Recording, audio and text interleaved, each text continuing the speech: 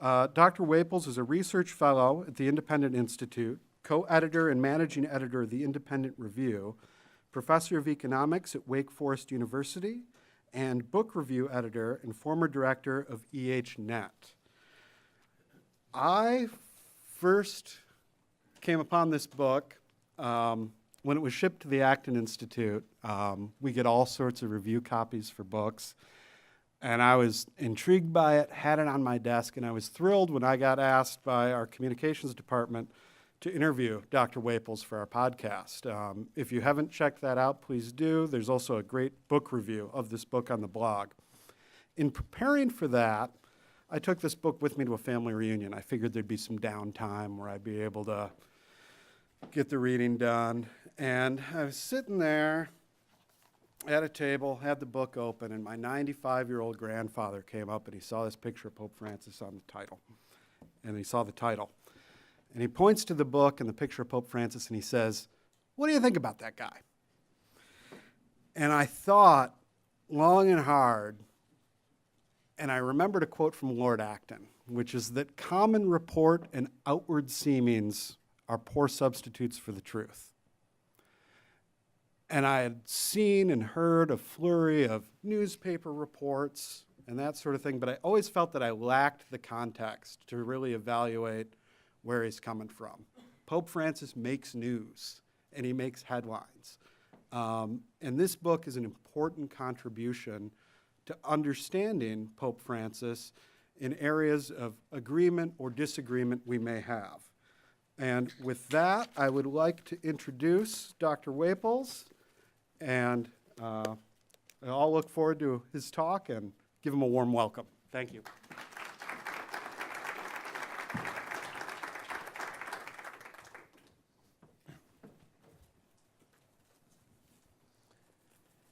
So my talk today is titled, "Can Capitalism Also Be a Caring Society?"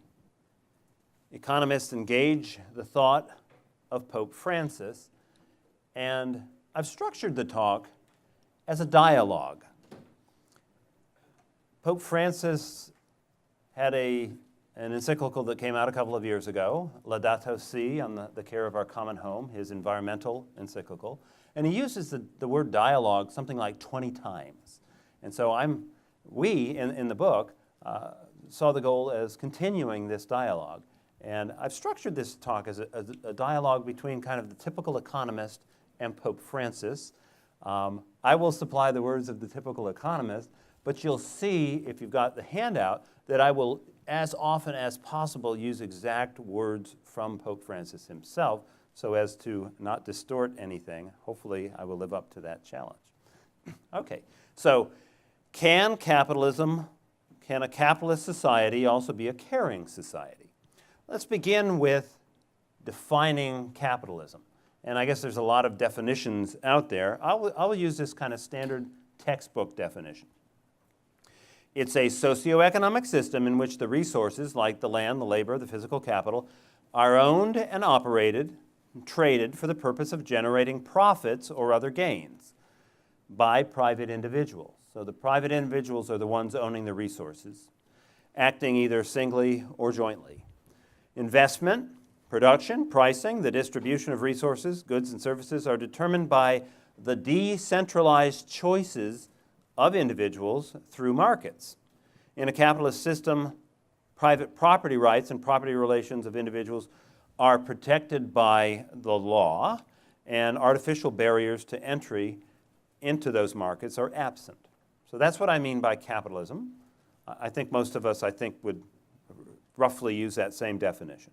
A decentralized system where the owners of these resources are making the choices about how to use them. One could compare that with socialism, where we have central planning, and the allocation is driven by the government, and it's the government that owns and controls many of these resources. So beginning with that, here's what an economist would say is capitalism at its best.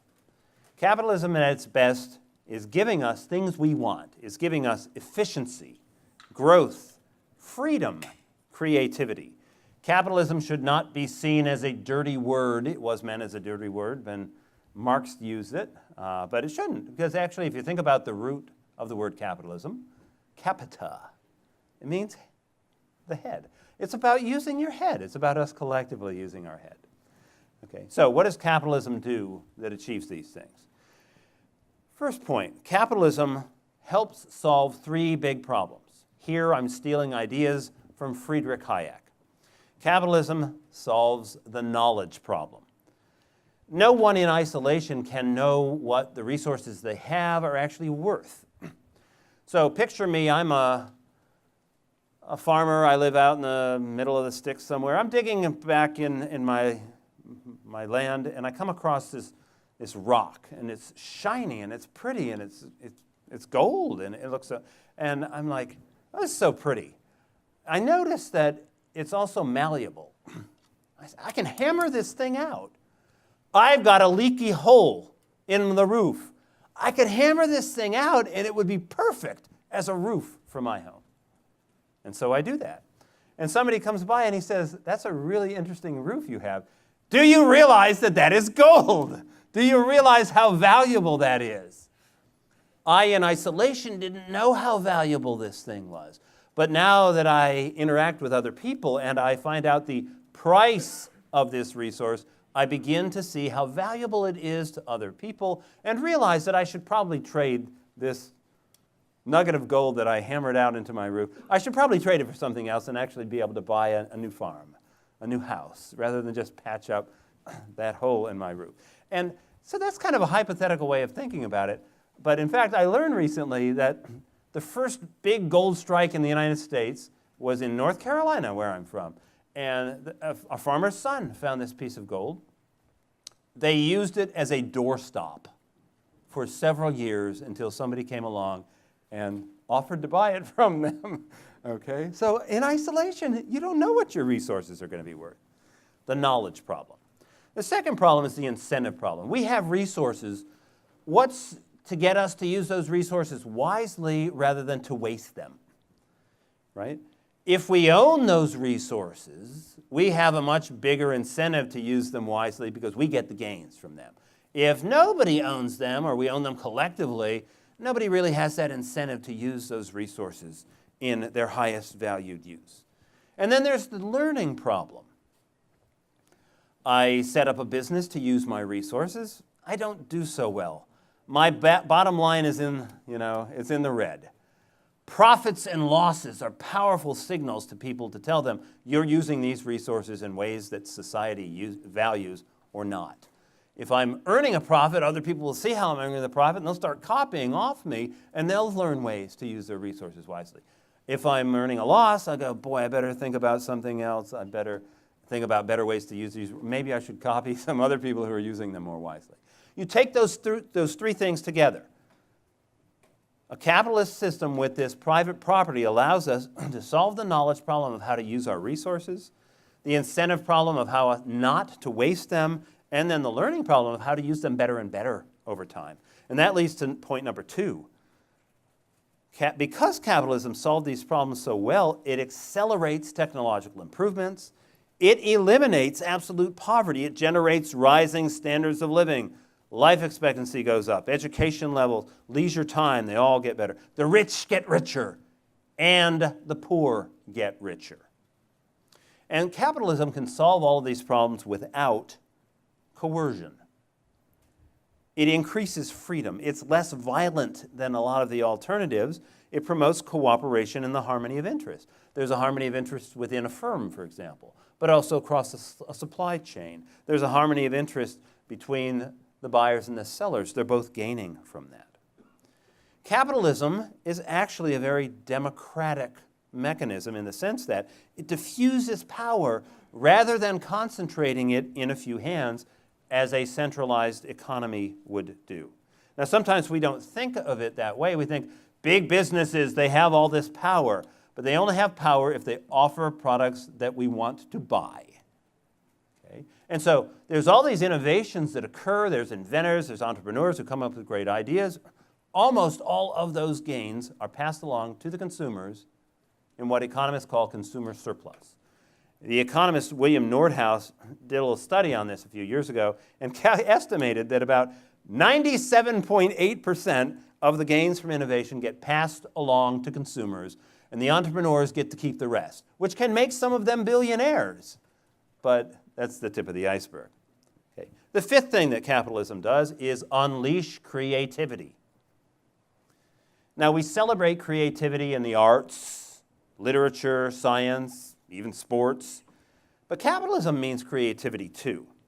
Think, for example, about the poster boy for recent creative capitalism, Steve Jobs. Right?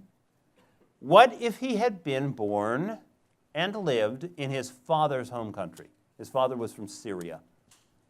Would he have been able to do all those creative things in the socialistic Syrian economy in comparison to what he did here in the capitalist American economy? Okay? So this unleashes creativity, and Joseph Schumpeter, who was one of the leading economists of the 20th century, said we need to think of these entrepreneurs who are behind capitalism as the Carusos, like Enrique Caruso, the great operatic tenor. They're the same thing. They're creative artists, just like he is. Okay, now it's time for Pope Francis to reply to the economist who's been laying out the best case for capitalism. I think he would say, let's not mistake capitalism's purpose or overstate its virtues or ignore its problems. Now, Pope Francis thinks of capitalism this way, business this way. He says, business is a noble vocation, directed to producing wealth and improving our world. It can be a fruitful source of prosperity for the areas in which it operates, especially if it sees the creation of jobs as an essential part of its service to the common good. The broader objective of helping the poor should always be to allow them a dignified life through work. So those business people, those capitalists, really need to realize that the most important thing they do, as Francis sees it, is create jobs for people who then can lift themselves out of poverty through those. Okay. Now, to the points that the economist made. True, Francis would say, capitalism incentivizes people to reduce costs, to improve efficiency. But it incentivizes them to reduce their private costs. Sometimes that means ignoring what we call social costs, or pushing your private cost off onto other people. Economists call these externalities. Pollution would be a classic case. I can lower my costs by doing things in a dirty way, and then everybody else has to bear the cost breathing in the soot that I send out through my smokestack. Capitalism also pushes off these social costs onto other people through a problem economists would call the common pool resource problem. Think about fishing. If you own the pond, okay, good. It's going to work quite well. You'll stock your pond, you'll feed your fish, you'll harvest your fish. But what if the fish are swimming out in the middle of the ocean where nobody owns them? What capitalism is going to do is incentivize people to keep coming up with better ways of fishing. If I can catch those fish better than the other guy, and before the other guy I will, and pretty soon there won't be too many fish left. Okay? So Pope Francis says this in Laudato Si. The environment is one of those goods that cannot be adequately safeguarded or promoted by market forces. Businesses profit by calculating and paying only a fraction of the costs involved. Economic costs must be fully borne by those who incur them. Second, I think Francis would say, because the capitalist economies are so productive, the external damages rise as output rises. Right? More cars means more stuff coming out the tailpipe. And if you solve that, it still means more carbon dioxide burned and more greenhouse gases. As I said before, the capitalist economies have this unslakable thirst for those common pool resources. You learn how to fish better and better, and pretty soon there's not very many fish left. The economy, Pope Francis says in Laudato Si, accepts every advance in technology with a view to profit, without concern for the potentially negative impacts on human beings. Third point Francis would make. Capitalism is producing more than the earth can sustain. We are using up our resources and leaving too few for the future. He says this, we all know that it's not possible to sustain the present level of consumption in developed countries like ours and the wealthier sectors of society, where the habit of wasting and discarding has reached unprecedented levels. The earth, and this is probably the most famous line from Laudato Si', the earth, our home, is beginning to look more and more like an immense pile of filth. Fourth point I think Francis makes. Even if excess production doesn't mean that we damage the environment, it means that many people simply have too much for their own good. The market, he says, tends to promote extreme consumerism. People can easily get caught up in the whirlwind of needless buying and selling. Possessions are so, what word comes to mind? Dangerous is what Francis says. Possessions are so dangerous. They lead you immediately to vanity. You believe you're important. When you believe you're important, your head swells and you become lost. I think he would cite Proverbs, Proverbs 30, verses 8 and 9, which says, "Give me neither poverty nor riches. Provide me only with the food that I need, lest being full I deny thee, saying, Who is the Lord? Or, being in poverty, I steal and profane the name of my God. Neither poverty nor riches." And then Francis would say, the time has come to accept decreased growth in some parts of the world, to encourage more sober lifestyles. It's a matter of redefining our notion of progress. Next, Francis would say, capitalism generates high levels of economic inequality. We should be suspicious of claims that things are getting better for the poor. But even if the poor did get richer along with the rich, wealth and income gaps are opening up. The rich are flaunting their wealth and marginalizing those at the bottom. In Laudato Si', he says, the rich are so far removed from the poor, with little direct contact with their problems. The rich vainly show off their possessions and supposed superiority. Point 6, capitalism feeds on envy. That's one of the cardinal sins. Think of all those advertisements that celebrate consumers outdoing their neighbors. Just got a new car, it looks better than yours, doesn't it? Every car ad you've ever seen, I think, or at least the ones I've seen, they're all about envy and playing on our anxieties about keeping up with other people, setting up these zero-sum competition games. They make envy the norm. Point number 7 of Francis. Capitalism lures people into focusing on crass material things and on frenetic activity, rather than on the important things, especially on spiritual matters and personal relationships. You know, capitalism often panders to our worst nature. And what sells in advertisements? Sex sells. Think about the horrible extremes to which capitalism goes. Pornography, abortion. Pornographers are capitalists. Abortionists are capitalists. Now, Francis might also point to the fact that as countries get richer, they do pay less attention to God. Look at the first of the series of numbers that I have here on the third page of your handout, if you have that. This is data from the Pew Research Center study.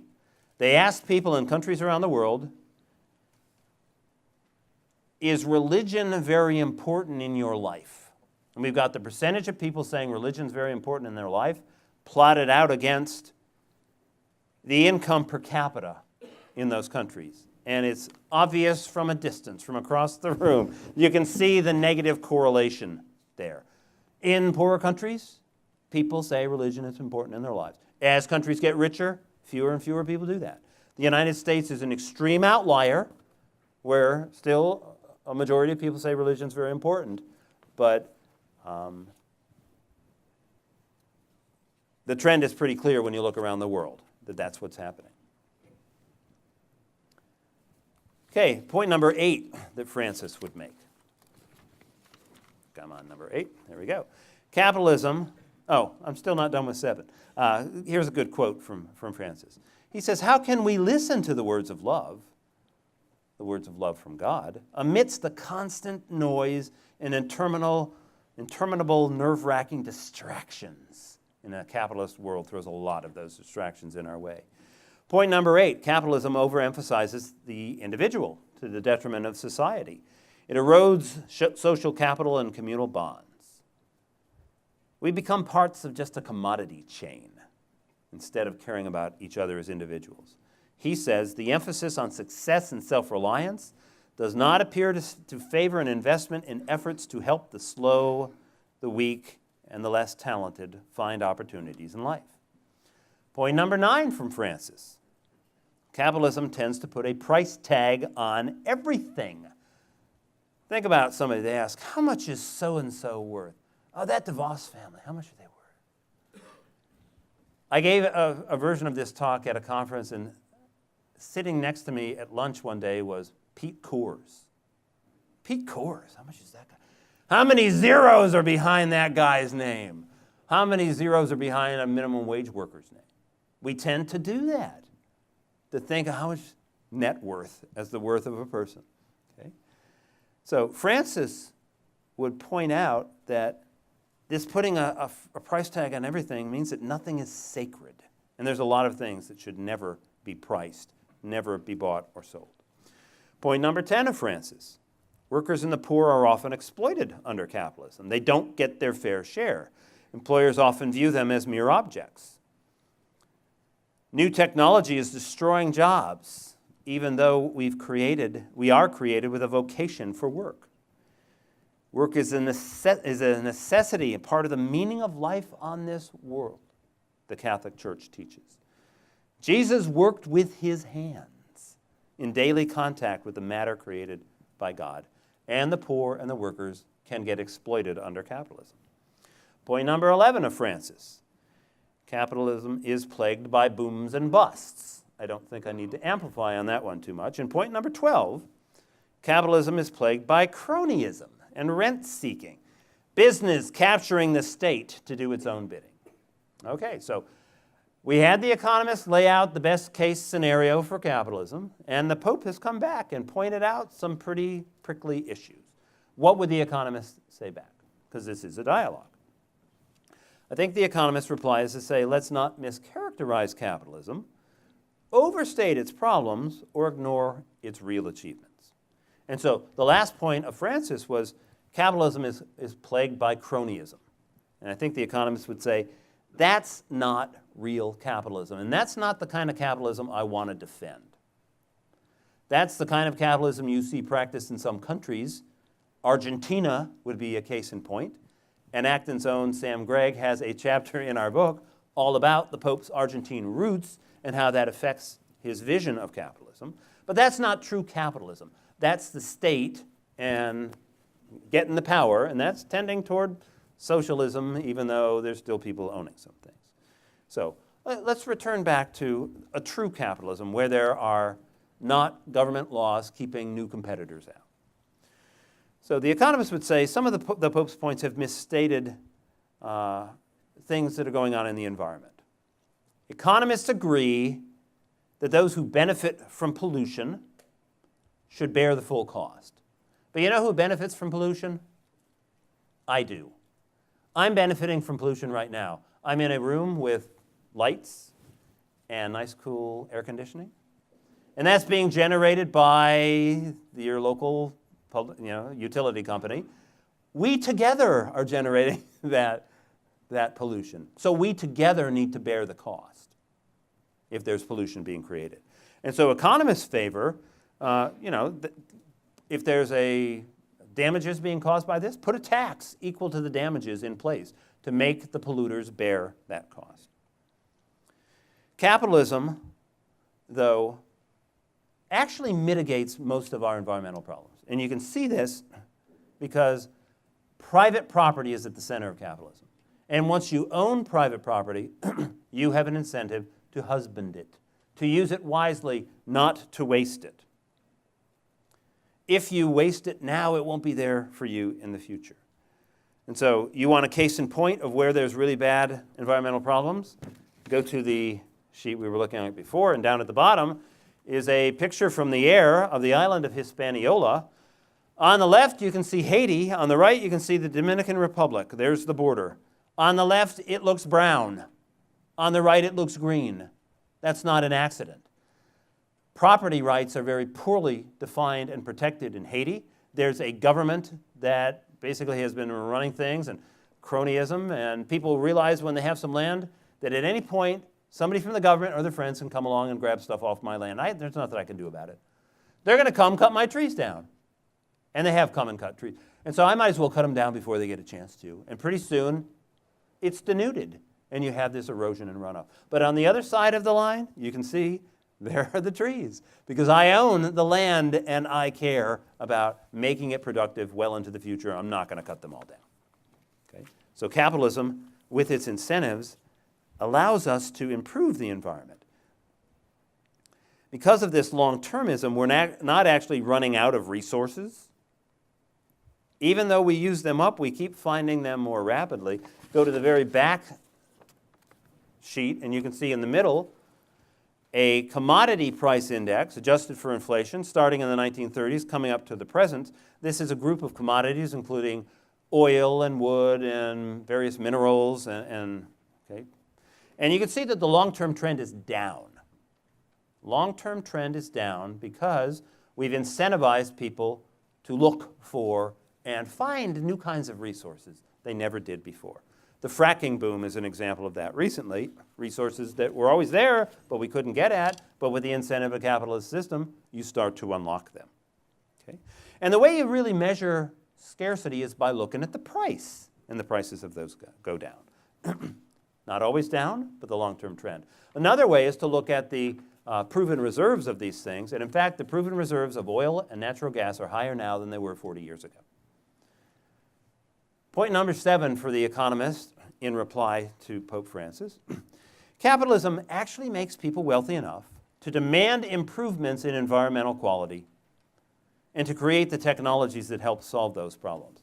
Go back to our very last sheet again, and you can see a little graph there labeled the environmental Kuznets curve. This plots out on the vertical axis the amount of pollution that was being generated in the United States, a particular kind of pollution, sulfur dioxide, which you don't want to breathe in, the cause of acid rain. And we're plotting it against the average income level adjusted for inflation in the United States. And so everything has been set so the year 1900 is 1. And what you can see as we move past 1900 is that we get more and more affluent, and the pollution levels get higher and higher and higher. And then they start coming back down, roughly 1970. We get rich enough that we go, I don't want to breathe this smoggy air in. Let's go to the trouble of inventing a catalytic converter and making sure everybody puts it in their car, even though it'll be more expensive. Let's put scrubbers in the smokestacks of our public utilities so this stuff is captured before it goes up. And we have gotten a cleaner and cleaner environment, and most of the people in this room are probably old enough to have experienced this. I grew up in the smoggy Washington, D.C. area as a child. I'd run around in the backyard and I'd come back in wheezing because of the smog in the air. Just doesn't happen in most places in the United States anymore. We have cleaned up because of the technological abilities and the wealth that we've generated. The next thing the economists would say is that capitalism enables more charity. There's a chapter in our book all about that allows us, with our rising income and wealth levels, to give more away, and we do. Point number 9, capitalism incentivizes people to actually be more virtuous and serve one another, at least in some important settings. Imagine you're just a surly kind of son of a, and you open up a business. What happens if you act surly and nasty to your customers? Not a good business strategy. You you treat your customer a little nicer, and it rubs off on you eventually. You turn into a nicer person as you acted nice. You start to have an incentive to be virtuous. It changes the person. It can. Point number 10, the economists would say, is that workers actually rarely get exploited under capitalism. The reason is that they're mobile. They have multiple job opportunities. If they're not, it's very easy for them to get exploited. But in fact, their boss has to pay them at least as much as the next boss is going to pay. And they have other opportunities. Related to that, point number 12 is that if you actually measure inequality and absolute poverty around the globe, they have been falling a lot recently. We can see this on our last set of numbers on the back. It's some numbers from the World Bank, and they measure absolute poverty as people who are living on less than $1.90 a day. Imagine living on less than $2 a day. Back in 1990, you can see that there were about 1.8 billion people around the world living on less than $1.90 a day. But in their most recent number, that's down to about 800 million. 1 billion people lifted out of absolute poverty during that period. Where? In the very countries that have moved toward a market economy. China, for example. India, for example. And so the percentage of people living in absolute poverty has been going down and down as more countries have adopted those tricks, those lessons from countries like the United States. But not only that, inequality is going down. We think about inequality going up largely because it has gone up in this country. The poor are getting richer a little slower, and the rich are getting richer a lot faster, and so the gaps are opening up. But around the world, when you use the standard measure of inequality, the Gini coefficient, that has been coming down in recent decades, largely because people in the really poor countries are catching up toward the middle. Right? So our global inequality has gone down as this market system has spread. Okay, so that's what the economists would say back to Francis, but we're going to give some final thoughts from Pope Francis here as well. So I think he's going to close by saying, there can be no ecology without an adequate anthropology. I think we could also fill in the blank, there can be no economy without an adequate anthropology. Ecology and economy come from the same root word, oikos, meaning the household in Greek. Okay? So Francis would say we need to have an adequate anthropology, thinking about what people are all about. When the human person is considered to be simply one of, among many others, the product of some chance or physical determinism, then we sell ourselves, then our overall sense of responsibility starts to wane, he says. This paradigm of man as just another creature leads people to believe that they're free as long as they have the supposed freedom to consume. Imagine if that's what you thought freedom was about. Freedom to consume. And some people do. But he points out purchasing is always a moral and not simply an economic act. There's also the fact, Francis says, quoting again from Laudato Si', that people no longer seem to believe in a happy future. There's a growing awareness that scientific and technological progress cannot be equated with the progress of humanity. The accumulation of constant novelties exalts a superficiality. It becomes difficult to pause and recover the depth in life. So let us refuse to resign ourselves to this and continue to wonder about the purpose and the meaning of life. We need to slow down and look at reality in a different way. A constant flood of new consumer goods can baffle the heart, and I think it does, can baffle the heart and prevent us from cherishing each thing and each moment. It's a return to the capacity to be happy with only a little, which allows us to stop and appreciate the small things.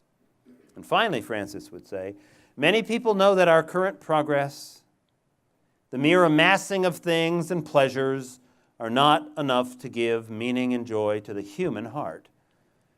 Yet they feel unable to give up what the market sets before them. And it sets a lot before us. And many of us just can't walk away from its lures. The emptier a person's heart is, the more he or she needs to buy things, to own, to consume. Many things need to change, Francis says, but it is we humans, above all, who need to change. So that is my dialogue between economists and Pope Francis, and I think we both can learn a lot from each other. Thank you.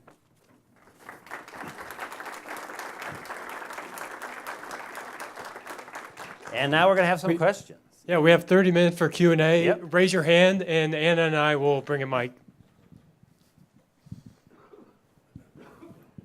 what does he say we're supposed to do with all this stuff we've accumulated? And so that's a very good question. What would you do? You know, I've got this attic in my house, and I'm afraid it's going to collapse the whole house. There's so much stuff in the attic, you know? And so what should we do? If you've got the willpower, you could give it away. It could make you better off. I've got a little graph in my introductory chapter comparing the standard economist view of how much utility a person gets in comparison to their income, and what Francis's view would be. In every intermediate microeconomics textbook I know begins basically with this statement that we're going to assume that more is better. And Francis simply says, no, it's not. So the graph for the economist just keeps going up, but for Pope Francis, it peaks and goes down. Once you have too much, it can be bad for you. It can baffle your heart. It can lead you away. And so what can you do? You can share your wealth with others. You can take your resources and use them for something other than producing more and more if you don't need more income. And you could use your time, your talents for things other than mere production. Does that make sense? Now, wealth, the economist would point out, rarely ever gets created by redistribution. But redistribution of wealth is still crucial, right? And we are all called on to give of our excess wealth to other people. Charity is, you know, faith, hope, and charity. And so, other questions? Yes. Thank you so much for your...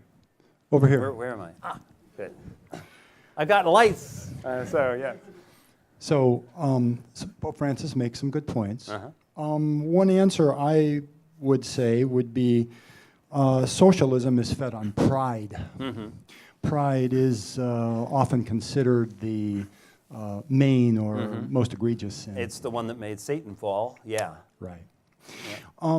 It also seems that there's a little bit, I agree with the statement about anthropology, but the problem is that the main offender in the last 100 and some years has been the communistic, socialistic governments who have redefined people as being utilitarian to their government only, or to the revolution. New Soviet man, we are going to remake you, yes.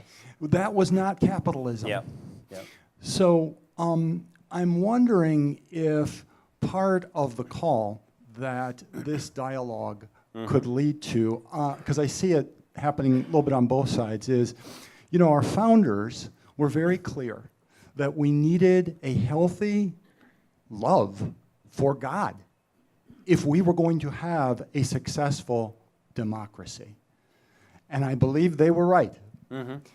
Could it be more that we're failing to discern?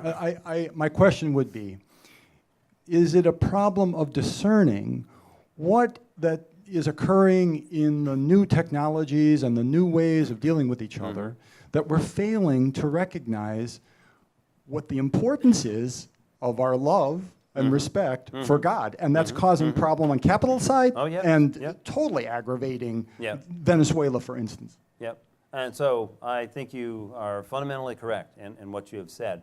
And I think the church has taught that socialism out and out is totally unacceptable. Communism, totally unacceptable, especially because communism per se is also atheistic. But the social encyclicals have condemned socialism per se. They have criticized capitalism, but maybe have condemned certain types of capitalism, but have not condemned, I think, the capitalism as I would have been defining it, as the economists would have been defining it here. And so it's interesting. Go back to that table we had with the numbers on the percent of people who say that religion is very important. And so I did some statistical analysis on these numbers.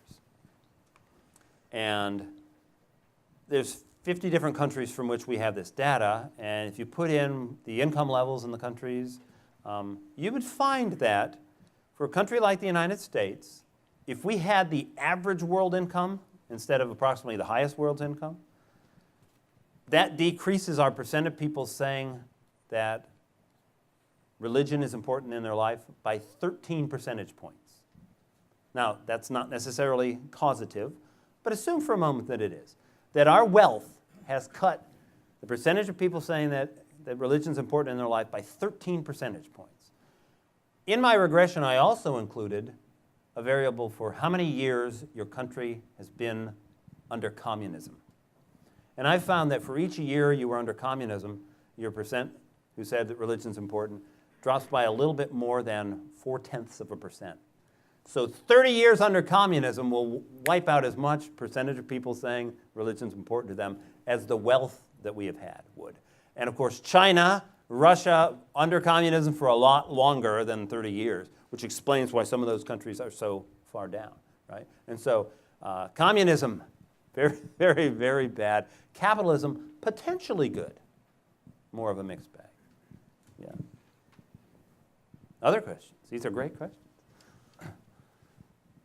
Has Francis ever commented on socialism as he sees it and the preferred parts of that? Yeah, I am not familiar with everything that Francis has said, and so I haven't seen him comment on socialism per se. There's a big new encyclical coming out today or something for the first time where it's going to be on the financial sector and business, and so I'm looking forward to reading what that, it may have already come out since Rome's time is a little ahead of ours. I haven't had a chance, obviously, to look through what that encyclical said. But the church in earlier encyclicals has condemned socialism. I don't know about Francis. Yeah. Other questions? Oh, there we go. I should remember, and somebody in this audience will probably remind me, but somebody who, the person I can't remember, said all this concentration and involvement with secular humanism and its and how it evidences itself throughout all our institutions is the wrong question. And he said, I think we need to concentrate on truth only. Study the truth and forget about the enmity that's elsewhere. My question is a comment that I would invite you to make, and that is, it seems that our movement as a society, not only in the United States, but throughout the world, of focusing on the relativity of morality, which means your truth is not my truth, is where we should be focusing on in terms of remedies for what we all see and feel around us. I'll give one little example if you're familiar with it. If we look at all the current news about, whether they call it fake or not, about the institution of the Justice Department, all we need to do, for instance, is get a book, and I'm not saying I endorse it, that says The Strange Death of Vince Foster. And I recently pulled it out of my library and reread it. It is almost verbatim what we hear in the commentary, whether it's Hannity or CNN. So if you could comment on that, I'd appreciate it. And so I fundamentally agree with your point that we need to begin with what is the truth. And of course, the truth with a capital T is the Trinity, right? And so, yeah, if we start there, we're not given a complete roadmap to every minute decision we need to make in our life, but instead we're given a broader framework of what we need to do in the teachings of the church and in the scriptures, right?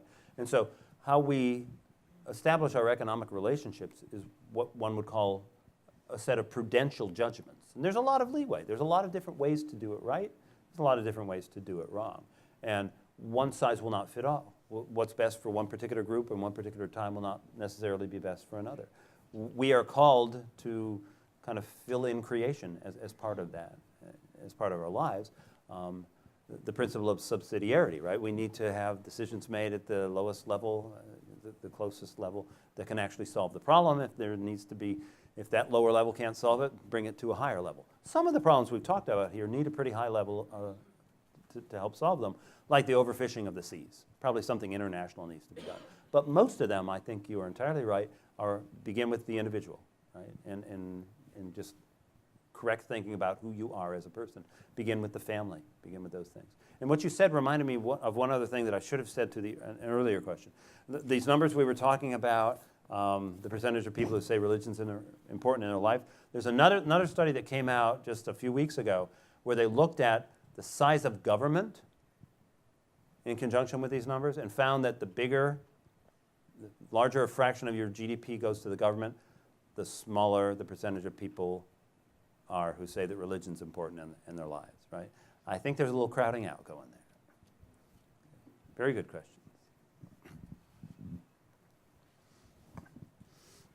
You talk about true capitalism, and I'm getting back to the statement here, crony capitalism isn't true capitalism. Can we get to true capitalism, or are we talking about some mathematical theory that I read, I don't understand, and some other mathematician just builds on that, and I don't even know what they're trying to prove. Can we ever have true capitalism anymore? That's, I guess, my question. I see what we had 8 years, before our president now, and we have a president that's maybe a little bit more capitalistic. I don't know how to answer that, but can we have true capitalism? Yeah, and that is a fundamentally important question, and the answer to it is that some people who believe very strongly in a free market economy would say that, unfortunately, it's always going to start to devolve toward a crony capitalism. It's just so inevitable. And the logic is compelling. What you do as a profit maximizer is spend your last dollar in the area that's going to yield the highest amount. And so the idea that you would spend $0 trying to lobby or get in good with the guys in the government is just silly. It's going to have a payoff, and so you're going to push that margin as far as you push any other margin, and you're pretty soon going to be, getting enmeshed with the government. And so we need to be eternally vigilant about that, just like we need to be eternally vigilant about all the functioning of our economy and make sure that those checks and balances are always there. The most important thing then would be not to allow the incumbent firms to have these special protections where legislation is crafted that's for them and blocks new entrants from coming in. It's those new entrants coming in, uprooting the previous guys who aren't serving the customer as well. That's just crucial to this capitalist system. In fact, there's measures showing that degrees of concentration in the U.S. economy have been on the rise in the last few decades. But this is also one thing that makes international trade so important. If you can't get it locally, you can import that competition. So, very good question. I have more of an observation, and that is that there's probably no family represented here today who isn't benefiting greatly from life-saving or life-improving medicines. But a great example of crony capitalism is the pharmaceutical industry. The number of deals that they make to, from patents down to the sales limitations. So if it matters to you, you might study that. Yeah, I would say in terms of important industries in the economy, that's one where you'd have to worry about the problem, more than almost any other. I agree.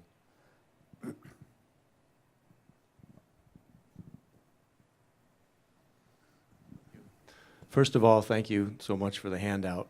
Oftentimes I find myself feverishly taking notes that I'm unable to read the next day, and this was very good, thank you. I have a sort of an observation myself. During your dialogue, I thought of something that Ayn Rand said many years ago, and someone can correct me if it's not from her, and I'm going to paraphrase it badly, but it's the conservatives' job to stand against the progression of the progressives. And it's the progressives' job to pull the conservatives forward. And considering what's happening in Washington today with the divisions, seems to me that we do need each other, and we need both sides to do that to each other. And I don't know if that's too simplistic, but your dialogue reminded me of exactly that. Okay, very good.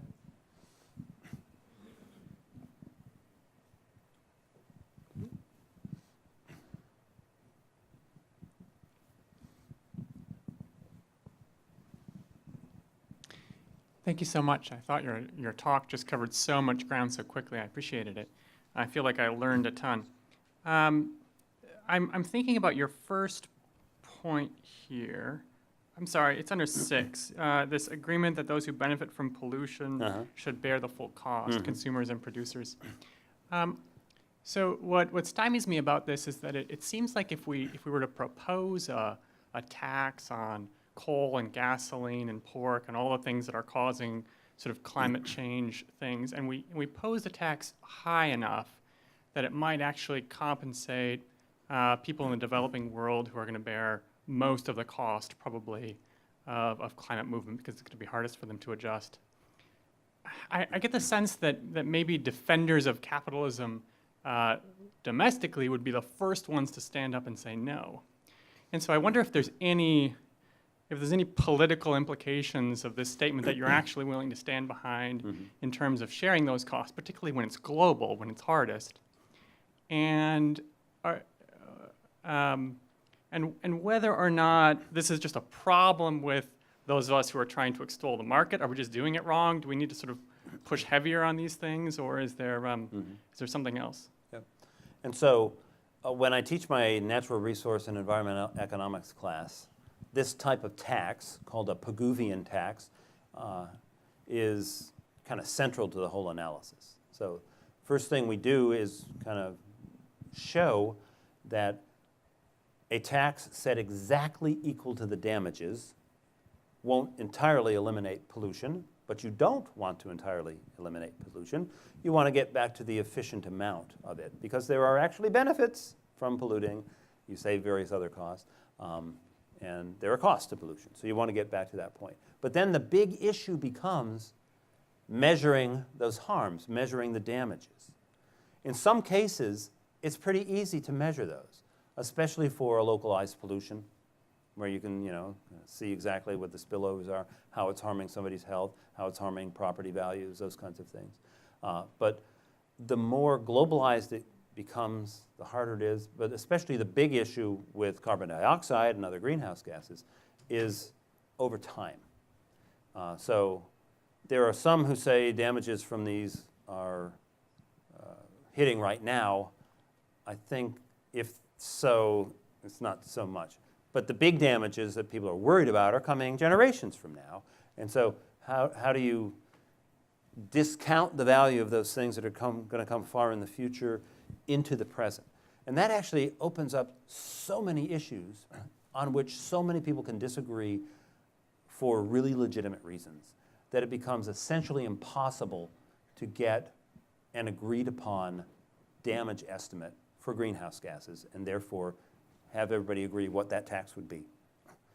It's just the nature of it being spread out over space, but especially over time, when over time you also have to realize the technology will be changing. We just don't know what's going to come in the future. This could be a problem akin to the problem that the Titanic ran into. So the Titanic was crossing the Atlantic, right, back in 1912, and smacked into an iceberg and sank. And icebergs had been coming further and further down into the shipping lanes. And people were like, this is horrible. More and more people. What they didn't know was that they were going to develop radar.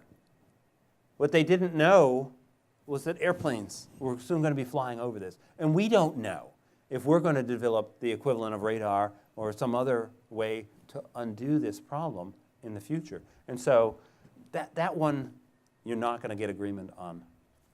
Other ones, though, I'm much more convinced, sulfur dioxide, that kind of thing, that it's a lot easier to agree on what those damages are and then get the tax right. Yeah. We have 2 minutes for one last quick question.